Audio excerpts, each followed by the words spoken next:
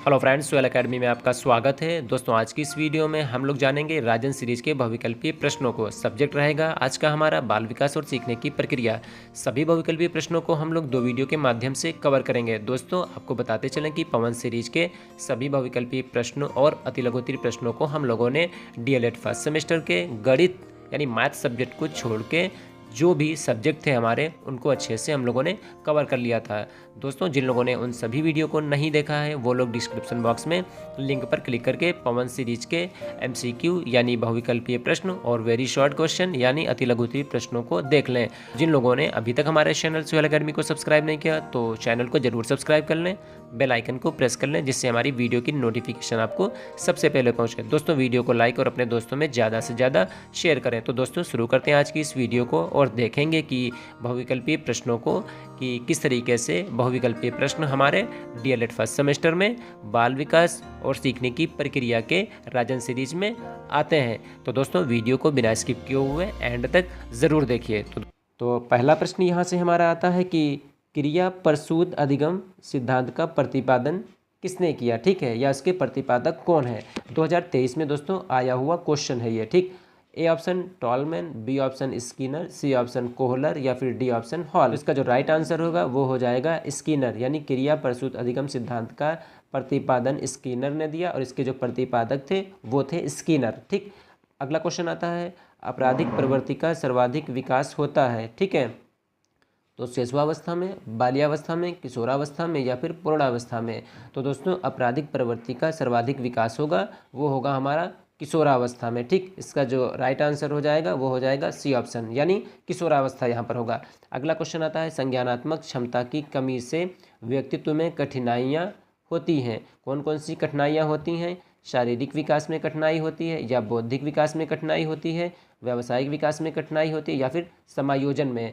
तो संज्ञानात्मक क्षमता की कमी से व्यक्तित्व में कठिनाई होती है उनके बौद्धिक विकास में, ठीक। अगला क्वेश्चन यहाँ से आता है कि किसी दूसरी वस्तु की अपेक्षा एक ही वस्तु पर चेतना का केंद्रीकरण अवधान है, ये किसने कहा है, यानी ये डिफिनेशन किसने दी। क्रो एंड क्रो ने दी, वुडवर्थ ने दी, डम्पिल ने दी या फिर एवरिल ने दी। तो किसी दूसरी वस्तु की अपेक्षा एक ही वस्तु पर चेतना का केंद्रीकरण अवधान है, ये कथन है डम्पिल का। अगला क्वेश्चन आता है कि व्यक्तित्व मापन की सबसे अच्छी विधि है। तो व्यक्तिगत, वस्तुनिष्ठ, प्रक्षेपण या फिर उपयुक्त सभी। तो व्यक्तित्व मापन की सबसे जो अच्छी विधि हो जाएगी वो हो जाएगी व्यक्तिगत, ठीक। अगला क्वेश्चन यहाँ से आता है कि भाटिया बैटरी परीक्षण संबंधित है, अभिरुचि से संबंधित है, व्यक्तित्व से संबंधित है, बुद्धि से संबंधित है, या इनमें से कोई नहीं, यानी ए बी सी और डी, यानी अभिरुचि, व्यक्तित्व, बुद्धि जो भी आया है या इनमें से कोई नहीं। तो इसका जो राइट आंसर हो जाएगा कि भाटिया बैटरी परीक्षण संबंधित है ये व्यक्तित्व से। अगला क्वेश्चन, शिक्षा में सृजनात्मकता का प्रयोग किस रूप में होता है। सीखना होता है, तर्क होता है, चिंतन होता है या फिर कल्पना होता है, ठीक। तो इसका जो राइट आंसर हो जाएगा वो हो जाएगा चिंतन, ठीक है। शिक्षा में सृजनात्मकता का प्रयोग चिंतन के रूप में होता है, ठीक। अगला क्वेश्चन यहाँ पर आता है कि बुद्धि का तरल मोजेक मापन किसने दिया, ठीक है। केटेल ने दिया, गिलफर्ड ने दिया, ट्रस्टन ने दिया या फिर स्पीयरमैन ने दिया। तो बुद्धि का तरल मोजेक मापन दिया केटेल ने। अगला क्वेश्चन आता है कि 16 FB का प्रयोग किसके मापन हेतु किया जाता है। सृजनात्मकता के, व्यक्तित्व या फिर अभिरुचि या फिर दबाव। तो इसका जो प्रयोग होगा वो होगा व्यक्तित्व के मापन के लिए 16 PF का प्रयोग किया जाता है, यानी 16 PF का प्रयोग व्यक्तित्व मापन के लिए किया जाता है। अगला क्वेश्चन आता है कि निम्नलिखित में से कौन सा वाइगोत्स्की के सामाजिक सांस्कृतिक सिद्धांत पर आधारित है। यहाँ पर 4 सिद्धांत दिए हैं, आपको यहाँ से सिलेक्ट करना है कि वाइगोत्स्की के सामाजिक सांस्कृतिक सिद्धांत पर जो आधारित हो आपको वो चूज़ करना है यहाँ से, ठीक है।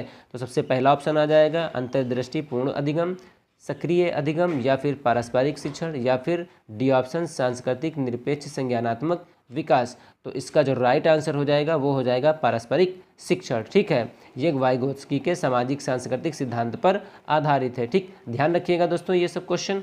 अगला क्वेश्चन आता है कि प्रगतिशील शिक्षा के संदर्भ में निम्नलिखित में से कौन सा कथन जॉन डीवी के अनुसार समुचित है, ठीक है। ये ऑप्शन देखिए कि कक्षा में विद्यार्थियों का निरीक्षण करना चाहिए, ना कि सुनना चाहिए। अगला, मारना चाहिए। सी ऑप्शन यहाँ पर आता है कि विद्यार्थियों को स्वयं ही सामाजिक समस्याओं को सुलझाने में सक्षम होना चाहिए, या फिर डी ऑप्शन उपर्युक्त सभी। तो इसका जो राइट आंसर हो जाएगा वो हो जाएगा सी ऑप्शन, कि विद्यार्थियों को स्वयं ही सामाजिक समस्याओं को सुलझाने में सक्षम होना चाहिए। ठीक, अगला क्वेश्चन यहाँ से आता है कि निम्नलिखित में से मानसिक विकार के लक्षणों को नहीं दिखाता है। ठीक है, भागनाशा नहीं दिखाता है, तनाव नहीं दिखाता है, संबंध नहीं दिखाता या फिर चिंता नहीं दिखाता है। तो यहाँ से इसका जो राइट आंसर हो जाएगा वो हो जाएगा संबंध यहाँ से। ठीक, अगला क्वेश्चन यहाँ से आता है कि शारीरिक गतिक बुद्धि रखने वाले बच्चों की अंतिम अवस्था में निम्न में से कौन सी स्थिति हो सकती है? शल्य चिकित्सक के रूप में, कवि के रूप में, वाचक हो सकते हैं या फिर राजनीतिक नेता। तो वो बच्चे बनते हैं शल्य चिकित्सक यानी सर्जन बनते हैं। अगला क्वेश्चन यहाँ पर आता है कि श्रवण बाधित बच्चों को पढ़ाने के लिए प्रयुक्त की जाती है, यानी कौन सी विधि प्रयुक्त की जाती है? श्रवण यानी जिनको सुनाई नहीं देता है, तो ब्रेल लिपि, सांकेतिक भाषा, यंत्र या फिर सभी। तो इसका जो राइट आंसर हो जाएगा वो हो जाएगा सांकेतिक भाषा यहाँ पे। ठीक है, अगला क्वेश्चन आता है कि सृजनात्मकता मुख्य रूप से संबंधित है मॉडलिंग से संबंधित है, अनुकरण, अभिसारी चिंतन या फिर अपसारी चिंतन से संबंधित है। तो सृजनात्मकता मुख्य रूप से संबंधित है अपसारी चिंतन से। अगला, राष्ट्रीय पाठ्यचर्या की रूपरेखा 2005 दस्तावेज की भाषा के लिए निहित है। एक भाषा उसमें है, द्विभाषा है, तीन भाषा या फिर उसमें बहुभाषा है। तो उसमें है तीन भाषाएं। ठीक, अगला क्वेश्चन आता है कि समाजीकरण वह प्रक्रिया जिसमें बच्चे और वयस्क सीखते हैं। ठीक, परिवार से सीखते हैं, विद्यालय से सीखते हैं, साथियों से सीखते हैं या फिर सभी से सीखते हैं। तो समाजीकरण की जो प्रक्रिया होगी उसमें बच्चे और वयस्क परिवार से भी सीखते हैं, विद्यालय से भी सीखते हैं और साथियों से भी सीखते हैं, क्योंकि ये सभी क्या हैं, ये समाज के अंग होते हैं। तो इसका राइट आंसर हो जाएगा ये सभी। अगला क्वेश्चन आता है कि बुद्धि लब्धि मापन के जन्मदाता हैं। ठीक, यानी बुद्धि लब्धि मापन का सबसे पहले प्रयोग किसने किया? जो प्रयोग करेगा सबसे पहले वो उसका जन्मदाता हो जाएगा। ठीक है, जनक भी हो जाएगा। ठीक, तो स्टर्न या फिर बी ने या फिर टर्मन या फिर कोई नहीं। तो बुद्धि लब्धि मापन के जो जन्मदाता हैं वो हैं आपके टर्मन। ठीक, अगला क्वेश्चन यहाँ से आता है कि जड़ बुद्धि वाले बालक की बुद्धि लब्धि कितनी होती है? 11 से 120 होती है, 81 से 110 होती है, 71 से 80 होती है या फिर 71 से कम होती है। तो जड़ बुद्धि वाले बालकों की जो बुद्धि लब्धि होगी वो हो जाएगी 71 से कम। अगला क्वेश्चन, यदि एक बच्चे की मानसिक आयु 5 वर्ष और वास्तविक आयु 4 वर्ष है तो बच्चे की बुद्धि लब्धि क्या होगी? 125 होगी, 80 होगी, 110 होगी या फिर 100 होगी। तो इसका राइट आंसर हो जाएगा 125। अगला क्वेश्चन आता है कि आपकी कक्षा में कुछ छात्र मेधावी हैं, आप उन्हें किस प्रकार से पढ़ाएंगे? कक्षा के साथ पढ़ाएंगे, उच्च कक्षा के साथ पढ़ाएंगे या फिर समृद्धिकरण कार्यक्रम के साथ पढ़ाएंगे?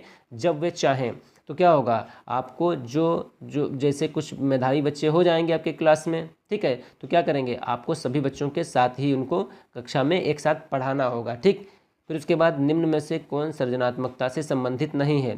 मौलिकता संबंधित नहीं है, प्रवाह संबंधित नहीं है, मितव्ययता संबंधित नहीं है या फिर उपयोगिता संबंधित नहीं है। तो इसका जो राइट आंसर हो जाएगा वो हो जाएगा मितव्ययिता। अगला क्वेश्चन आता है कि वाटसन ने प्राथमिक संवेगों के सिद्धांत के अंतर्गत शिशुओं के भीतर जन्म से विद्यमान कितने संवेगों को बताया है? 4 संवेग होते हैं, 3 होते हैं, 5 होते हैं या फिर 6 होते हैं। तो इसका जो राइट आंसर हो जाएगा वो हो जाएगा बी ऑप्शन, 3 होते हैं। ठीक, अगला क्वेश्चन यहाँ से आता है कि बुद्धि के द्विकारक सिद्धांत का प्रतिपादन किसने किया?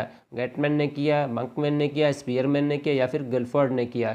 तो बुद्धि के द्विकारक सिद्धांत का जो प्रतिपादन था वो स्पीयरमैन ने किया। अगला, किशोरावस्था को किस विद्वान ने गंभीर उथल पुथल की अवस्था कहा है? स्टैनले हॉल ने कहा, क्लार्क ने कहा या फिर वेबर ने कहा या फिर विलियम जेम्स ने कहा? तो किशोरावस्था को गंभीर उथल पुथल की अवस्था कहा है स्टैनले हॉल ने। ठीक, देखिए 2018 में क्वेश्चन आए हुए यहाँ से हैं। ठीक, अनुवांशिकता का वाहक होता है आरएनए केंद्रक होता है या फिर जीन्स होता है या फिर सिरा होता है? ठीक, तो अनुवांशिकता का वाहक होता है जीन्स। ठीक, अगला क्वेश्चन आता है कि निम्नलिखित में से कौन सा परीक्षण व्यक्तित्व का मापन करता है? भाटिया बैटरी परीक्षण, TAT या फिर स्टैनफोर्ड बीने परीक्षण या फिर क्रूडर प्राथमिक प्रपत्र? तो इसका जो राइट आंसर हो जाएगा वो हो जाएगा क्रूडर प्राथमिक प्रपत्र। अगला क्वेश्चन यहाँ से आता है कि एक ऐसी मानसिक प्रक्रिया जिसमें बालक या व्यक्ति किसी भी परिस्थिति का सामना करने अथवा किसी समस्या का समाधान करने में अपने पूर्व अनुभव का प्रयोग करता है। ठीक, कल्पना होती है, आत्मसाधन होता है, समंजन होता है या फिर चिंतन होता है? तो वो जो प्रक्रिया होगी वो हो जाएगी मानसिक प्रक्रिया चिंतन। अगला क्वेश्चन आता है कि वह मानवीय योग्यता जिसके द्वारा व्यक्ति किसी नवीन रचना या विचार को प्रस्तुत करता है उसको क्या कहते हैं? सृजनात्मकता कहते हैं, प्रत्यक्षीकरण कहते हैं, प्रक्षेपण कहते हैं या फिर उदात्तीकरण कहते हैं? तो ये कहेंगे सृजनात्मकता। ठीक, अगला क्वेश्चन आता है कि कोहलर ने अपने सीखने के सिद्धांत का प्रतिपादन किसके ऊपर प्रयोग करते हुए किया। ठीक, यानी कोहलर ने जो सीखने के सिद्धांत का प्रतिपादन किया, ठीक है, वो किस पर प्रयोग किया था। बिल्ली पर प्रयोग किया था, कुत्ता था, या फिर वन मानुष था, या फिर मनुष्य था। ठीक है, तो वो था वन मानुष यहाँ पे। ठीक है, अगला क्वेश्चन यहाँ से आता है कि अभ्यास और अनुभव के द्वारा व्यवहार में होने वाला परिवर्तन क्या कहलाता है। अवधान कहलाता है, अधिगम कहलाता है, प्रतिकार कहलाता है, या फिर प्रेरणा कहलाता है। तो अभ्यास और अनुभव के द्वारा व्यवहार में होने वाला जो परिवर्तन होगा वो हो जाएगा अधिगम। ठीक, यानी सीखना हो जाएगा। अगला क्वेश्चन आता है कि अभिप्रेरणा की व्याख्या जन्मजात मूल प्रवृत्तियों के आधार पर की जा सकती है। ये डिफिनेशन किसने दी है, ये कथन किसका है। मैकडूगल का है, स्किनर का है, नन का है, या फिर फ्रायड का है। तो ये जो अभिप्रेरणा की व्याख्या जन्मजात मूल प्रवृत्तियों के आधार पर की जा सकती है, ये कथन है फ्रायड का। अगला क्वेश्चन आता है कि निम्न में से कौन सा जन्मजात प्रेरक नहीं है। भूख, प्यास, आदत, या फिर नींद। ठीक, तो इसमें जो आदत होगी ये जन्मजात प्रेरक नहीं है। बाकी जन्मजात प्रेरक क्या हो जाएगा, भूख भी हो जाएगी, प्यास भी हो जाएगी, नींद भी हो जाएगी, क्योंकि आदतें जो होती हैं वो बाद में बनती हैं। ठीक है, अगला क्वेश्चन आता है असंगठित घर से आने वाला बालक सबसे अधिक कठिनाई का अनुभव करेगा। ठीक है, जो असंगठित घर होते हैं वहाँ से जो बालक आ रहा है वो सबसे अधिक किस कठिनाई का अनुभव करेगा। स्वयं पाठ को तैयार करने में, स्वतंत्र अध्ययन में, रोजगार के संदर्भ में, या फिर अभ्यास पुस्तिकाओं में। तो उसका जो राइट आंसर हो जाएगा वो हो जाएगा यहाँ पे स्वतंत्र अध्ययन। ठीक, अगला क्वेश्चन आता है कि वे कौन से बाह्य कारक हैं जो एक बालक को कक्षा में रुचि लेने से रोकते हैं। ठीक, तो भावना और मनोभाव होता है, संस्कृति और परीक्षण होता है, बालक का दृष्टिकोण होता है, लक्ष्य और प्रोत्साहन। तो यहाँ पे वे कौन से बाह्य कारक जो एक बालक को कक्षा में रुचि लेने से रोकते हैं। तो संस्कृति और जो परीक्षण होगा वो कक्षा में रुचि लेने से रोकेंगे। बाकी भावना और मनोभाव हो जाता है, बालक का दृष्टिकोण और लक्ष्य और प्रयोजन जो होंगे ये क्या होंगे, ये बालक को कक्षा में रुचि लेने से रोकेंगे नहीं, ये रुचि लेने को बढ़ावा देंगे वहाँ से। ठीक, अगला क्वेश्चन यहाँ से आता है कि अपराधी बालक होते हैं। ठीक, अपराधी बालक कौन होते हैं। तो देखिए यहाँ से ए ऑप्शन, वे असामाजिक कार्य करते हैं, वे शिक्षक के लिए सिरदर्द होते हैं, वे कक्षा में प्रथम आते हैं, वे समाज में रहना पसंद नहीं करते। तो अपराधी बालक होते हैं वे असामाजिक कार्य करते रहते हैं। ठीक है, अगला क्वेश्चन यहाँ से आता है कि शारीरिक रूप से अक्षम बच्चों में होता है। ठीक है, डिस्ग्राफिया होता है, डिस्कैल्कुलिया होता है, डिस्मीथिया होता है, या फिर सभी होते हैं। तो जो शारीरिक रूप से अक्षम बच्चे होते हैं उनमें डिस्ग्राफिया मतलब या उसको जो होता है डिस्ग्राफिया कहते हैं। ठीक है, अगला क्वेश्चन आता है कि विशिष्ट बालकों के अंतर्गत आते हैं पिछड़ा बालक, प्रतिभाशाली बालक, मंदबुद्धि बालक, ये सभी। तो विशिष्ट बालकों में ये तीनों आएंगे। पिछड़ा बालक भी विशिष्ट बालक होगा, प्रतिभाशाली भी विशिष्ट बालक होगा, मंदबुद्धि भी बालक जो होगा वो भी विशिष्ट बालक होगा। तो होता है ये सभी, इसका राइट आंसर हो जाएगा। ठीक है, अगला क्वेश्चन यहाँ से आता है कि साइजोविट वर्ग में कौन से बालक आते हैं। ठीक, मोटे, स्वस्थ तथा लंबे शरीर वाले, प्रतिभाशाली और प्रखर बुद्धि वाले, दुबले पतले तथा लंबे शरीर वाले, या फिर प्रतिभाशाली बालक। तो साइजोइड वर्ग में जो बालक आएंगे वो होंगे प्रतिभाशाली बालक। अगला क्वेश्चन आता है कि मानसिक स्वास्थ्य के नियमों को खोजना और उन्हें बनाए रखना अध्ययन का बिंदु है। ये कथन किसका है, शेफर का है, हेल्टफील्ड का है, ड्रेवर का है, या फिर लोडेक का है। तो ये कथन जो है वो हो जाएगा ड्रेवर का। अगला क्वेश्चन आता है कि किस प्रकार के बच्चों की शिक्षा हेतु भाषा का प्रयोग किया जाता है। दृष्टि दोष, श्रवण दोष, मूक बधिर, या फिर मंद बुद्धि। तो ये जो होते हैं श्रवण दोष वाले, इनके लिए क्या होता है, सांकेतिक भाषा का प्रयोग किया जाता है, यानी जो सुन नहीं पाते हैं। ठीक है, तो क्या करेंगे, सांकेतिक भाषा का प्रयोग करेंगे या नहीं करेंगे। ठीक, जो गूंगे वगैरह होते हैं तो देखिए उनके लिए सांकेतिक भाषा का प्रयोग किया जाता है। ठीक, अगला क्वेश्चन आता है कि बालक के कोषों और पेशियों में समय के साथ साथ होने वाला परिवर्तन जिसके कारण वो एक निश्चित समय पर कोई कार्य कर सकता है, क्या कहलाता है वो। परिपक्वता कहलाता है, अभिसरण कहलाता है, समंजन कहलाता है, या फिर प्रत्यक्षण कहलाता है। तो ये कहलाता है परिपक्वता। ठीक, अगला क्वेश्चन आता है कि थार्नडाइक ने अपने सीखने के सिद्धांत के अंतर्गत कितने नियमों की चर्चा की, अथवा थार्नडाइक ने सीखने से संबंधित मुख्य कितने सिद्धांतों का प्रतिपादन किया। 2023 में आया हुआ क्वेश्चन है ये। ठीक, 5 या फिर 3 या फिर 4 या फिर 6 नियम। तो इन्होंने 3 नियम बताए। ठीक, अगला क्वेश्चन यहाँ पर आता है कि पावलोव ने अपने सीखने के सिद्धांत का प्रतिपादन किसके ऊपर प्रयोग करके किया। ठीक, बिल्ली, वनमानुष, कुत्ता, या फिर मेंढक। तो इसका जो राइट आंसर हो जाएगा वो हो जाएगा कुत्ता। ठीक, अगला क्वेश्चन आता है थार्नडाइक ने अपने सीखने के सिद्धांत का प्रतिपादन किसके ऊपर प्रयोग करके किया। ठीक, कुत्ता था, तोता था, मनुष्य था या फिर बिल्ली था? तो ये था बिल्ली। अगला, कोहलर के सीखने के सिद्धांत को किस नाम से जाना जाता है?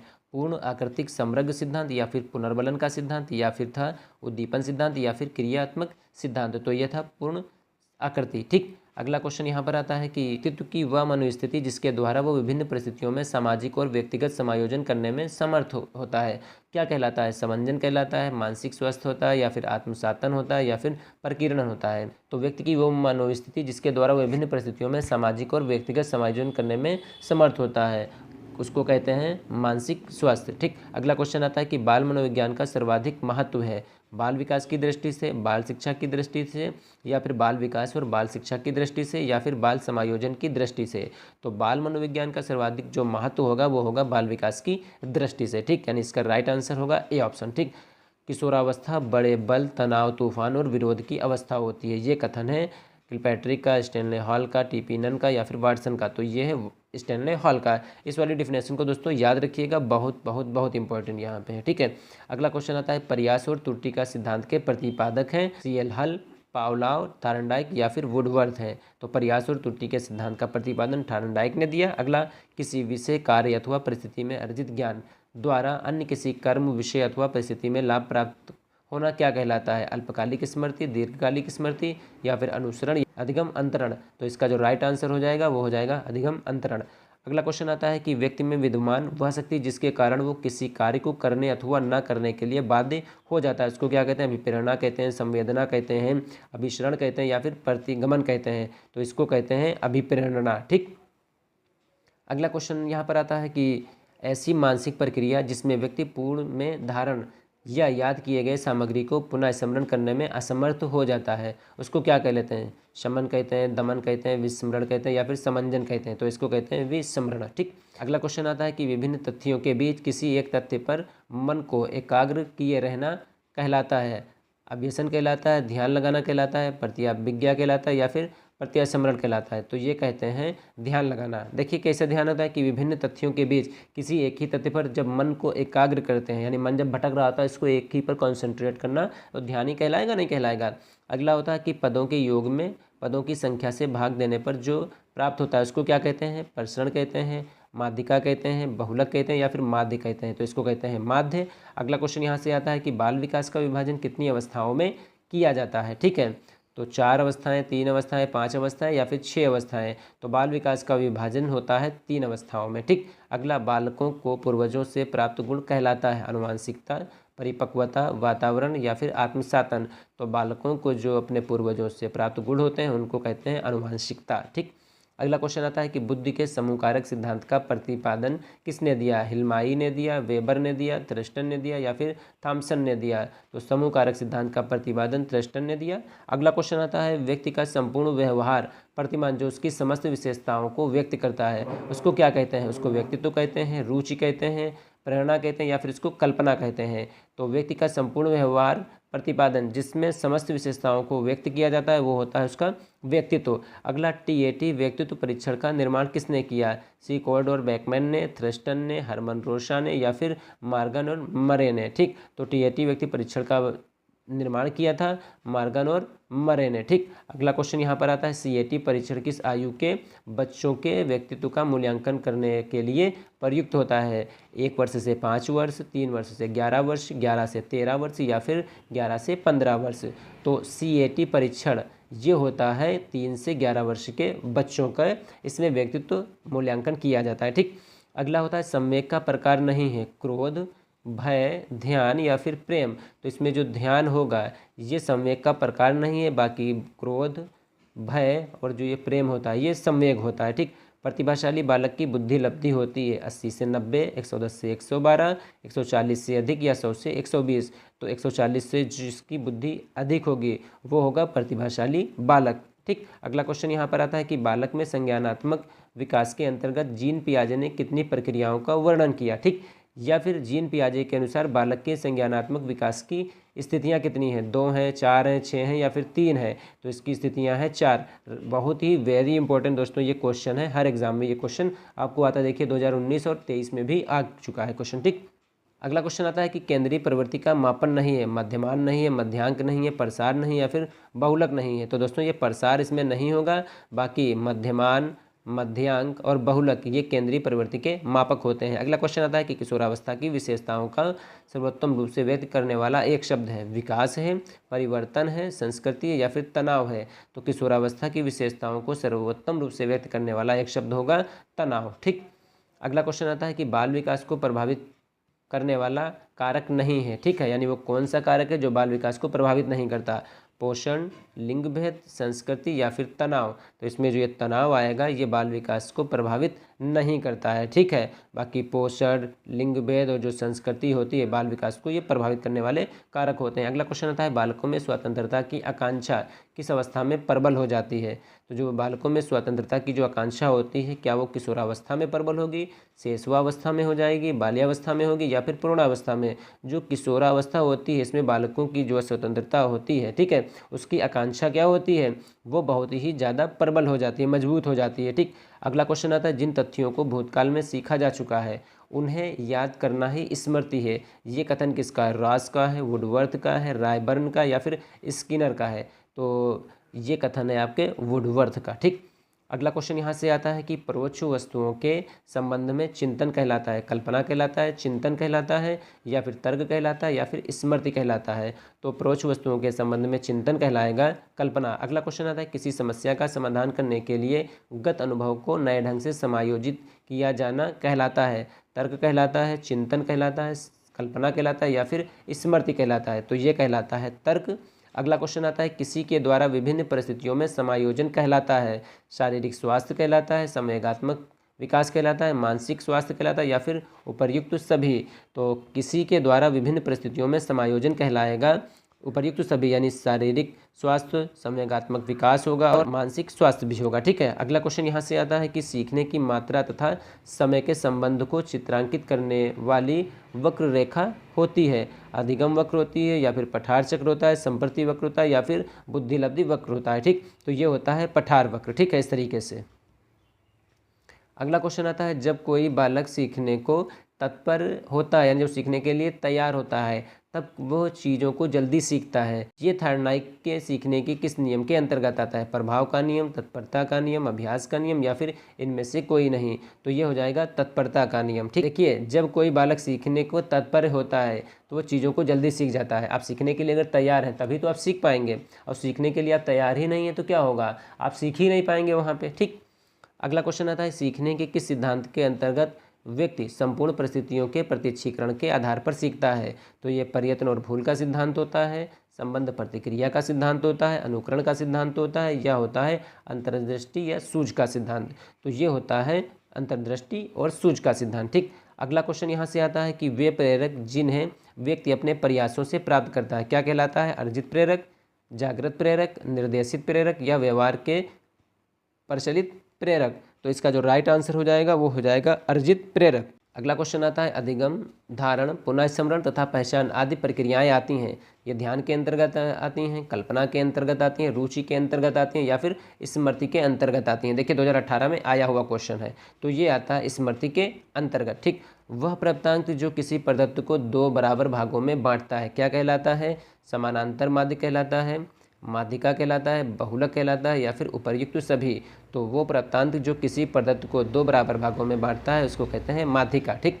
अगला क्वेश्चन मानसिक आयु बटे वास्तविक आयु गुणे 100 सूत्र से मापन किया जाता है। तो अर्जित ज्ञान का मापन होता है, बुद्धि लब्धि का मापन होता है या फिर आयु का मापन होता है या फिर लंबाई का मापन होता है। ठीक है। तो मानसिक आयु बटे वास्तविक आयु गुणे 100 ये सूत्र है बुद्धि लब्धि मापने का। ठीक है। अगला क्वेश्चन आता है कि शारीरिक रचना, बुद्धि, रुचि, व्यक्तित्व आदि में एक व्यक्ति का दूसरे व्यक्ति से भिन्न होना कहलाता है, सामूहिक भिन्नता कहलाता है, बौद्धिक भिन्नता कहलाता है, शारीरिक भिन्नता कहलाता है या फिर व्यक्तिक भिन्नता कहलाता है। तो जो शारीरिक रचना होगी, बुद्धि होगी, रुचि होगी, व्यक्तित्व, ठीक है, आदि में एक व्यक्ति का दूसरे व्यक्ति से भिन्न होना क्या कहलाएगा, ये होता है व्यक्तिक भिन्नता। ठीक है। तो दोस्तों आज की इस वीडियो में हम लोगों ने राजन सीरीज के डीएलएड फर्स्ट सेमेस्टर के बाल विकास और सीखने की प्रक्रिया के बहुविकल्पीय प्रश्नों को देखा। उम्मीद करते हैं आपको वीडियो में बताए गए जितने भी पॉइंट हैं या प्रश्न हैं वो आपको ज़रूर पसंद आए होंगे। मिलते हैं दोस्तों बहुत ही जल्द नेक्स्ट वीडियो में बचे हुए बहुविकल्पीय प्रश्नों के साथ। तब तक के लिए दोस्तों, जिन लोगों ने अभी तक हमारे इस चैनल स्वर अकेडमी को सब्सक्राइब नहीं किया दोस्तों, तो चैनल को जरूर सब्सक्राइब कर लें, बेल आइकन को प्रेस कर लें, जिससे हमारी वीडियो की नोटिफिकेशन आपको सबसे पहले पहुंचे। दोस्तों वीडियो को लाइक और अपने दोस्तों में ज़्यादा से ज़्यादा शेयर करें। मिलते हैं दोस्तों बहुत ही जल्द, तब तक के लिए अपना ख्याल रखिए और अपनी स्टडी को फोकस करिए।